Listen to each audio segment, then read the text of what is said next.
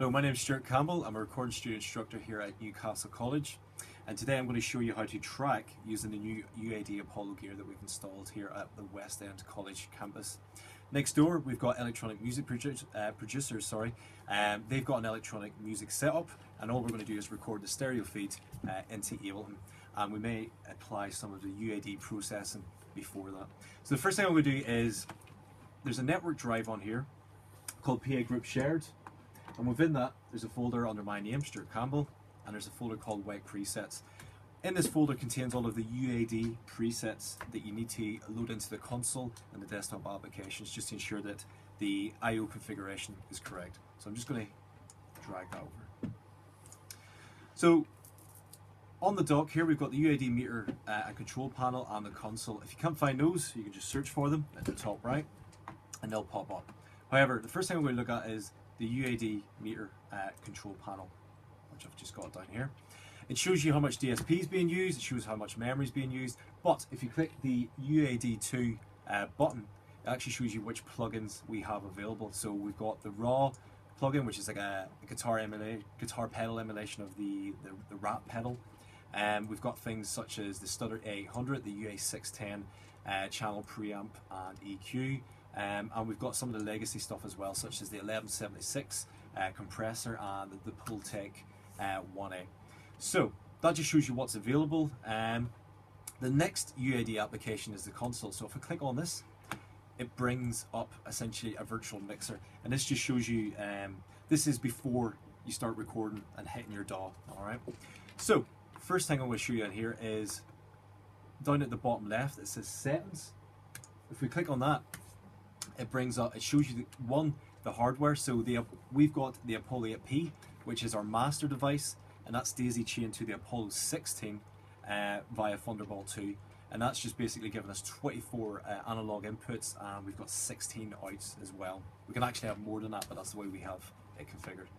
So if I go to core audio here, it says I/O presets, and basically I can load in the presets that I copied onto the desktop. So I'm just going to do that now. Desktop, Web Presets, Studio 1 and 2. We're in Studio 1 at the minute. And not much has actually changed there, and that's just because it was already set that way. So, on this page I just want to describe the fact that the blue device is the Apollo 8P, and that's our first 8 inputs which are connected directly into the device. The Apollo 16 is inputs 9 through to 24.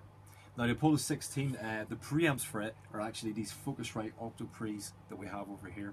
The line outputs of the octopre's are connected to the patch bay. The patch bay is normalized then to the Apollo 16 line inputs, okay? Which just means that from inputs 9 to 24, we can connect hardware in between, such as the drummer EQs that we have here and the SSL nucleus channel strips that we have on here as well. So, the next preset that I need to upload is the actual mixer preset that you see here. So if I go down here where it says monitor at the bottom right, it says sessions. We can click on sessions and we click open. Don't want to see if the current one that I have.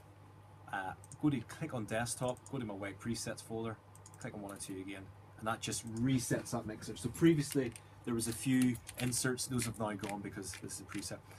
The good thing about this is if you've got plugins that you always know that you're going to use in a recording session, you can set up a preset template already. So all we're doing is recording the left and right of the live room. I'm just going to ask the guys to play. Guys, can you hit play? Okay, and on here we can see that one channel is hotter than the other. So the first thing I'm going to do is adjust the gain. Okay, so I'm going to add a pad. I'm just getting a level of about -12 dB. Using the preamp knob on the front of the Apollo 8P, I'm able to switch to channel 2. And channel 2 is actually a pretty healthy level. I'm just going to take channel 1 down there a little bit. Excellent, so we've got a great level. Now we're getting the stereo feed into this to the control room. I'm having to send the feedback out to these guys. So in order to do that, on the UAD console you can click inputs, insert, sends. I like to keep it on overview because it shows you everything. If I click on sends, I'm just going to send it to Q1, which is currently routed to outputs 3 and 4. Outputs 1 and 2 are just our monitors in the actual control rooms. So, send the stereo feed out.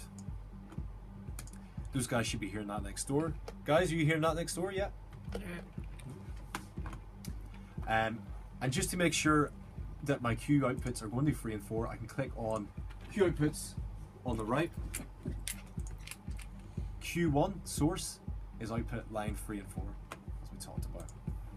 So that's great, we can hear that coming in now. Now, at this stage, all I'm going to do is colour the sound a little bit before I track it in the Ableton. So I'm going to use the Apollo UA610B virtual channel tube preamp and EQ. So I'm just going to add that onto each channel. Now, one thing you do is very important here is when I put it onto the right channel, it's heavily clipping. One thing that's important to remember is that when you're actually recording, make sure that you have a healthy level to begin with before you start putting on plugins, because you can start getting into digital distortion. So I'm just going to turn that on and adjust the gain.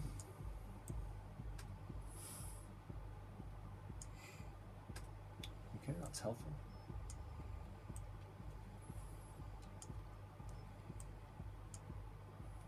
Let's just hear how that sounds. I'm just going to A/B this.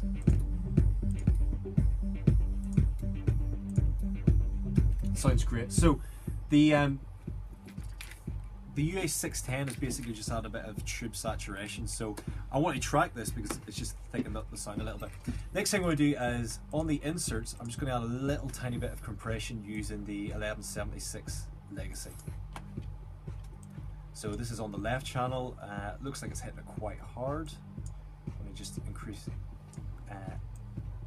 shorten the attack and the release, just to get the transients. So that's hitting it just a little bit.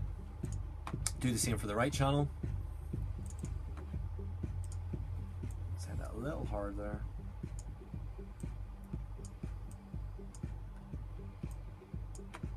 There we go. So what I've done there now is just use the UA610, add a bit of colour, and the 1176 just to compress it a tiny bit before it hits Ableton. Now, to make sure that I'm recording these effects, on the very right it says insert effects. If I hit UAD Mon, that just means that we're listening to the effects, but they won't actually be tracked by Ableton. If we hit UAD record, that means they're actually recording when they hit Ableton. So the next thing I do is go to Ableton. So I've got a session here. I'm just going to delete the tracks I don't need. First thing I'll do in Ableton is check my preferences. This applies to Logic X, this applies to Pro Tools 12 as well that we have installed. But make sure that the audio input and the output devices are set to the Universal Audio Apollo. On Ableton, I'm just making sure that all my inputs and outputs are on. That's fine. Now in Ableton, I'm going to hit this little button just called I/O. Make sure it's a stereo channel. Okay, so we're getting a little bit of phasing because we're listening in on Ableton and we're listening on the monitor in the UAD console. So I'm just going to turn monitor off for recording purposes. Record arm the track, and I'm just going to hit record. Obviously I would tell those guys to start playing or start, but for this we're just seeing how getting it tracked in. And that's basically how we use the UAD console, the meter, and also how to track into Ableton. Thanks for watching.